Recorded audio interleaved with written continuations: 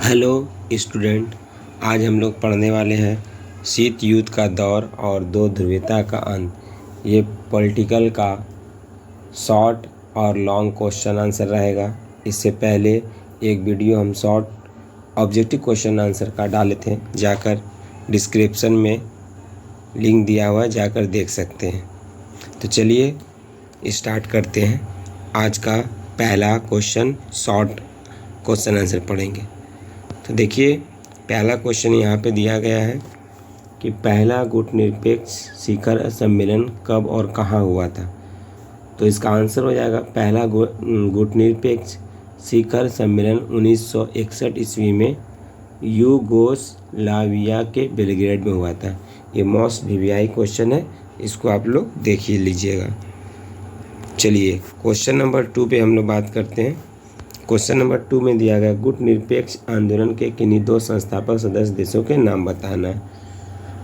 तो ऐसे तो गुट निरपेक्ष आंदोलन के कई सारे देश के प्रधानमंत्री संस्थापक थे, लेकिन यहाँ पे पूछा है दो संस्थापक देश का नाम बताना है। तो आंसर देखिए लिखा गया है, गुट निरपेक्ष आंदोलन के संस्थापक सदस्य देशों के नाम भारत के पंडित जवाहरलाल नेहरू और यूगोस्लाविया के जोसेफ ब्राज टिटो और एक मिस्र का अब्दुल कमाल नासिर भी था इसमें। तो ये इसका दो नाम पूछा है, तो इसका जो आंसर हो जाएगा यहाँ पे है, देख लीजिएगा। क्वेश्चन नंबर 3 पे बात करते हैं।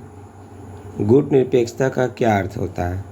तो गुट निरपेक्षता का अर्थ है कि किसी भी गुट में शामिल ना होना और अपनी स्वतंत्रता नीतियों का अनुसरण करना, ये गुट निरपेक्षता का अर्थ होता है। क्वेश्चन नंबर 4 पे चलते हैं। शीत युद्ध से आप क्या अभिप्राय है या आप क्या समझते हैं। तो देखिए, संयुक्त राज्य अमेरिका तथा सोवियत संघ के बीच वह तनावपूर्ण अंतर्राष्ट्रीय राजनीतिक स्थिति जो द्वितीय विश्व युद्ध के बाद 1945 से 1990 ईस्वी तक जारी रही है ना, उसे शीत युद्ध कहा जाता है। तो इसका शीत युद्ध से अभिप्राय क्या है, तो इसका आंसर यहाँ पे लिखा हुआ है, देख लीजिएगा। क्वेश्चन नंबर 5 पे बात करते हैं। शीत युद्ध के लिए कौन दो महाशक्तियों शक्तिशाली जो है देश उत्तरदायी थे। तो इसका आंसर लिखा हुआ है, शीत युद्ध के लिए दो महाशक्तिशाली देश उत्तरदायी थे। एक सोवियत संघ, जिसे यूएसएसआर भी कहा जाता था, और संयुक्त राज्य अमेरिका, ये दो देश थे। क्वेश्चन नंबर 6 पर चलते हैं। शीत युद्ध काल में पश्चिमी और पूर्वी गठबंधन के क्या नाम थे। तो शीत युद्ध काल में पश्चिमी और पूर्वी गठबंधन के क्या नाम थे। तो यहाँ देखिए लिखा गया है, शीत युद्ध काल में पश्चिमी गठबंधन को नाटो और पूर्वी गठबंधन को वार्सा संधि के नाम से जाना जाता था। शीत युद्ध जब चल रहा था तो अमेरिका ने कई सारे देश के साथ मिलकर एक नाटो बनाया, जो सैनिक संगठन था, जो अभी भी वर्तमान में चल रहा है। और उसी के विरुद्ध में पूर्वी गठबंधन बनाया गया था, वार्सा संधि, जो रूस ने भी कई सारा देश के साथ मिलकर बनाया। तो इसका जो आंसर हो जाएगा, पश्चिमी गठबंधन नाटो अमेरिका बनाया था और पूर्वी गठबंधन वार्सा संधि जो किया था कई सारा देश से, छोटे बड़े देश से मिलकर, वो रूस वाले किया था। तो इसका आंसर जो हो जाएगा अच्छे का, ये आंसर यहाँ लिखा गया है, देख लीजिएगा। क्वेश्चन नंबर 7 पे चलते हैं। द्वितीय विश्व युद्ध के समय हिरोशिमा और नागासाकी पर गिराए गए परमाणु बम को क्या नाम दिया गया। तो देखिए, सबसे पहले बता दें आपको कि द्वितीय विश्व युद्ध जो है 1939 से 1945 तक चला। 1939 से 1945 तक चला था। 1945 तक चला था। तो इसमें हुआ था क्या कि 6 अगस्त और 9 अगस्त को अमेरिका वाला ने जापान के शहर जो है एक हिरोशिमा और नागासाकी पर 2 बम गिराए। तो उस बम का जो नाम था, एक बम का नाम था लिटिल बॉय और फैट मैन नाम दिया गया था। तो देखिए यहाँ लिखा गया है, द्वितीय विश्व युद्ध के समय हिरोशिमा और नागासाकी पर गिराए गए परमाणु बम को लिटिल बॉय और फैट मैन का नाम दिया गया। तो ये अमेरिका के द्वारा गिराया गया परमाणु बम था, जो हिरोशिमा और नागासाकी में गिराया गया था। तो हिरोशिमा और नागासाकी कहाँ पड़ता है? वो जापान का एक शहर है।